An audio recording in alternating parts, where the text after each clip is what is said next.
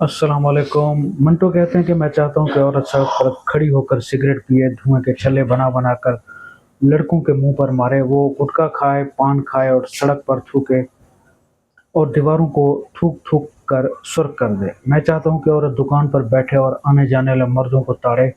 मैं चाहता हूँ कि औरतें आपस में बात करें और कहें कि फलां का लड़का बड़ा हरामी है, फलां के दामाद का किसी के साथ चक्कर है, फलां की तो वर्जिनिटी लूज हो गई, मैं क्यों शादी करूं उसके साथ।